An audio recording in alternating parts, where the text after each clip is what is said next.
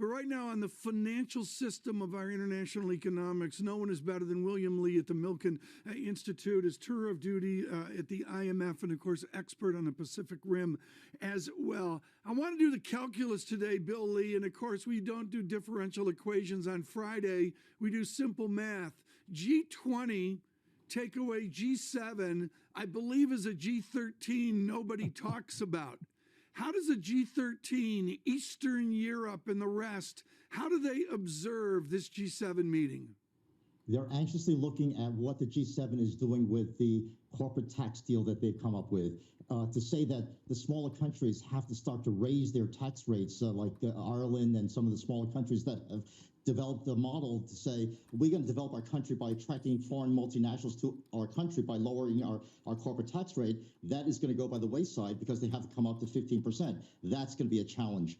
The other thing they're looking at is how on earth are we going to deal with China and the G7? The G7 already are in a mess in trying to find a way to cooperatively deal with China. China's a customer. China's a big input into their production supply chain. But no human rights. How do we live up to our values of human right and worker rights? You know, I'm going to believe that Michael Milken, taking advantage of William Lee in employment, dialed 1-800-BILL-LEE and said, Bill Lee, on that tax plan, is it dead on arrival? Every report we see from Hungary, from Ireland, is major pushback. They want to exempt the city of London, which is absolutely absurd. Is it dead on arrival?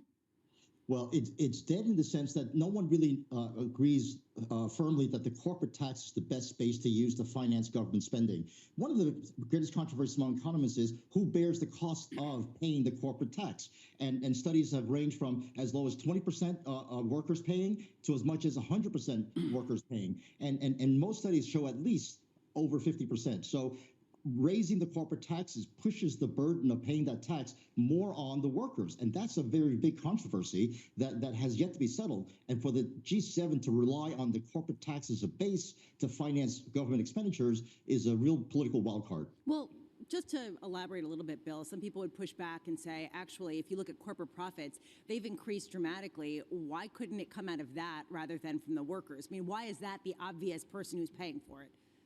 Well, I think the political movement now is to stay away from taxing workers, especially lower paid workers. And so we want to try to tap into the resources that the very rich have. The question is the corporate tax the best vehicle to do that? Because so much of the corporate tax is shifted into consumers, workers, and people other than the owners of capital. We already know that corporate taxes are unfair in the sense that it's a double taxation.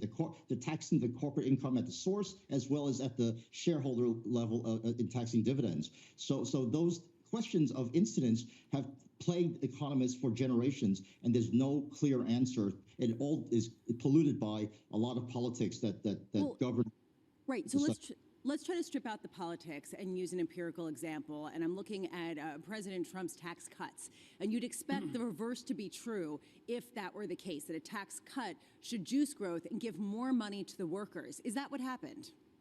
Well, what happened with the tax cut with the Trump administration is that so much of the corporate profits that were released went into share buybacks. Now, the question is, did the share buybacks lead to more investment? If you look at the data and the research that I've done, it shows that the share buybacks actually lead to more investment, but there's a huge lag, almost as long as 3 to 4 years before we see that investment take place. Right now, we have the highest level of investment in the U.S. for many, many years.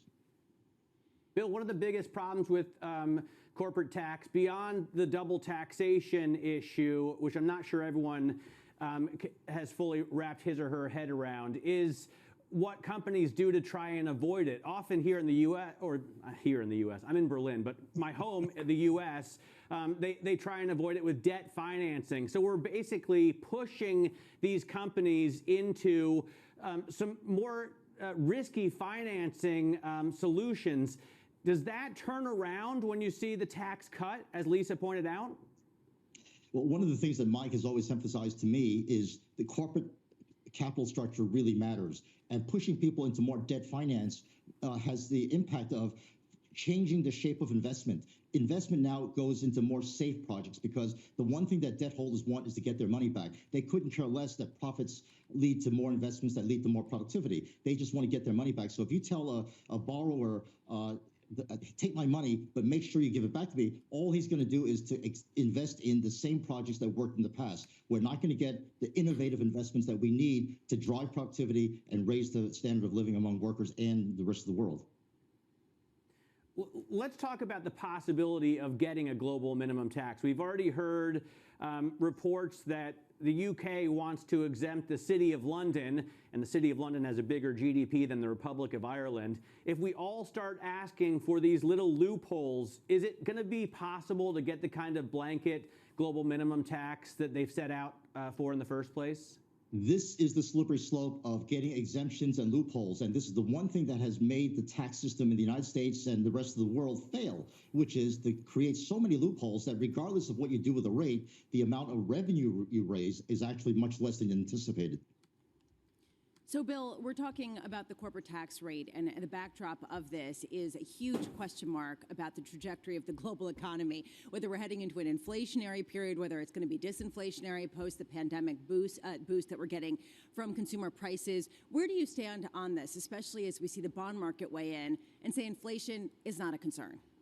Well, Lisa, we, I think, are seeing the face of the new shape of inflation in the post-pandemic world, supply-side induced price jumps. Now, price jumps that clear the market because of supply shortages, to me, is not inflation. It's not regarded as inflation by the Fed or any other central bank. Inflation of the sort that they worry about is the corrosive increase in wages, costs, and prices that firms fail to be able to keep up with, that erode profit margins and worker and savings and worker wages. That's kind of corrosive continuing rise in prices that exceed expectations is the sort of thing that everyone is watching for, but there's no sign that the supply side price jumps, which is not inflation, is going to lead to that corrosive continuing inflation that we had in the 70s.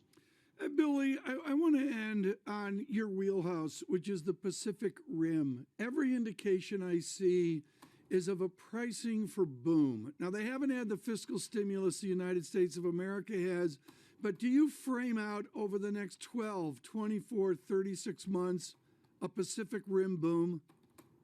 I would love to, but the kind of supply side shortage overhang and the overhang of China in the Pacific Rim is really distorting the picture of where growth is going to come from. The Pacific Rim has so much depended upon China as an intermediary and also as a final demand market that without China coming online and being a locomotive for the Pacific, it's going to be very difficult for the rest of the countries to grow. Right now, China has a dual strategy of investing in itself, developing its domestic markets, and almost withdrawing from the world, except in very strategic ways. Well, the strategic ways is to dominate the supply chain in technology. That phrase is so sensitive and so current. I mean, we could talk to Admiral Stavridis about it, but Bill Lee, to say that China is withdrawing from the world, and yet our listeners and viewers are familiar with the expansion of the South China Sea and of the Belt and Road Initiative. Which is it? They're withdrawing their domestic markets from the world because they want to develop their technologies. They're expanding their military and political influence in the world because they want to be recognized as a large country power and yet still have the benefits of WTO emerging market status. They want to have their cake and eat it too. And that's the tension the G7 is going to have to deal with. Pairing these two ideas together, this idea of where inflation is going and the fate of China, I'm wondering how much the change in China's economy is going to feature in the world inflation outlook. The idea that China was the factory to the world, it was the low-cost factory, and it was importing disinflation overseas. Now we have a very different China, a lot wealthier, withdrawing liquidity, trying to upgrade itself into developed market status. How much does that reverse the disinflationary trend that we've seen over the past 20 years? That's a great question, Lisa, because what we see about the new face of inflation in China is happening right there. The factory prices have gone up by 9%. And all down the supply chain in China, we see more and more price increases. And yet, at the consumer level, we see prices going up at 1.8%. So what we see is a profit margin squeeze because the Chinese don't want to destroy the domestic economy, and they're putting in price controls at the factory level to contain a lot of these commodity price jumps. And I think that's a very successful way that they're implementing to try to limit the follow-through of price jumps and preventing it from spiraling into the corrosive inflation we had in the 70s. Billy, thank you so much. Greatly appreciate it. With Michael Milken and the Milken Institute, their chief economist. Lisa, Billy, I guess lifting the market there as well. We got a very nice movement here, and I really want to frame